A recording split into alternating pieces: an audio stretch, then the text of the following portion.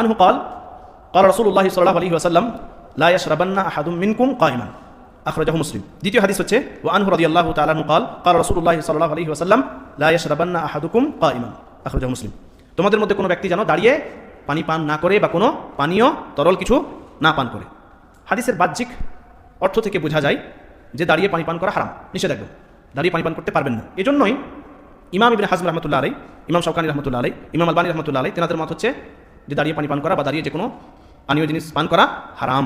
কারণ কি? তেনারা কারণ উল্লেখ করেছেন লিআন্নাহা কাউলিয়া, কারণ হচ্ছে যে নিষিদ্ধতার যে সমস্ত হাদিসগুলো রয়েছে সেগুলো হচ্ছে কাউলি হাদিস, আর উসুল হচ্ছে যে ফেয়ালি হাদিসের ওপর, মানে আল্লাহ সাল্লাল্লাহু আলাইহি ওয়াসাল্লাম তিনি যে দাঁড়িয়ে পান করেছেন জমজমের পানি, আলী রাদিয়াল্লাহু তাআলা তিনি উজু করার পর যে বেঁচে যাওয়া পানি সেটা দাঁড়িয়ে পান করেছেন এবং তিনি বলেছেন রাসূল সাল্লাল্লাহু আলাইহি ওয়াসাল্লামকে আমি দেখেছি এরকমভাবে পান করতে। তো এই সমস্ত হাদিসগুলো হচ্ছে ফেয়ালি হাদিস। তো তিনাদের দলিল হচ্ছে যে ফেয়ালি হাদিসের ওপর কাউলি হাদিস তারজিহ পাবে, অগ্রাধিকার দিতে হবে। সেজন্য তিনাদের মত হচ্ছে যে দাঁড়িয়ে পানি পান করা হারাম। কিন্তু অধিকাংশ উলামা ইকরামগণ, জমহুর উলামা ইকরামগণ বলেন যে এটি জাওয়াজ মা কারাহা, অর্থাৎ অপছন্দনীয়, অনুত্তম। কোনো সময় কোনো ব্যক্তি যদি দাঁড়িয়ে কোনো কিছু পান করে নেয় তাহলে ইনশাআল্লাহ গুনাহ হবে না, কিন্তু অপছন্দনীয়, আদবের খেলাফ, ভালো জিনিস না এটা। অধিকাংশ উলামা ইকরামগণ কি বলছেন যে এটা ভালো জিনিস না, কারণ তিনারা এই হাদিসটাকে, মানে নিষিদ্ধতার হাদিসটাকে তিনারা তানজিহের উপর প্রয়োগ করেছেন, তাহরিমের উপর না।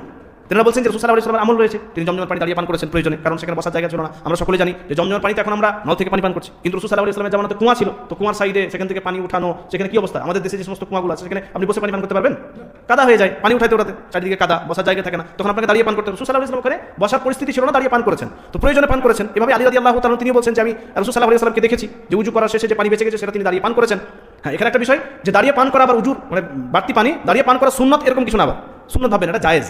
এটা উলামা ইকরামগণ বলছেন যে জায়েজ। কোনো সময় যদি এরকম পরিস্থিতি হয়ে যায় যে আপনি বসে পান করতে পারবেন না, বসতে হলে হয়তো আপনার কাপড় খারাপ হয়ে যাবে বা কিছু একটা, বা ভিড় আছে সেখানে বসার পরিস্থিতি নেই, বসার জায়গা নেই, আপনি দাঁড়িয়ে পান করতে পারবেন, কিন্তু এটা উত্তম না। কারণ আদব হচ্ছে পানি পান করা হোক বা যে কোনো খাবার সেটা আপনি বসে খাবেন। সেজন্য অধিকাংশ উলামা ইকরামগণ এই হাদিসটাকে, মানে নিষিদ্ধতার হাদিসটাকে তিনারা তানজিহের উপর ফিট করেছেন, তানজিহের উপর প্রয়োগ করেছেন। তিনারা বলেন যে রাসূল সাল্লাল্লাহু আলাইহি ওয়াসাল্লামের আমল এবং কাউলি হাদিস, ফেয়ালি হাদিস এবং কাউলি হাদিস, দুটো হাদিসের সমন্বয় হচ্ছে যে আপনি সবসময় চেষ্টা করবেন বসেই পান করার, সবসময় চেষ্টা করুন। কারণ রাসূল সাল্লাল্লাহু আলাইহি ওয়াসাল্লাম তিনি নিষেধ করেছেন, আবার ধমকও দিয়েছেন। এখানে তো একটা হাদিস বুলুগুল মারামে, কিন্তু আপনি সাহিহ মুসলিমে এই অধ্যায়ে পানি পান করা, দাঁড়িয়ে পানি পান করা অধ্যায়ে আপনি আরও 3-4টা হাদিস রয়েছে, দেখেন রাসূল সাল্লাল্লাহু আলাইহি ওয়াসাল্লাম এক জায়গায় নিষেধ করছেন, এক জায়গায় ধমক দিচ্ছেন যে দাঁড়িয়ে পান করো না তোমরা।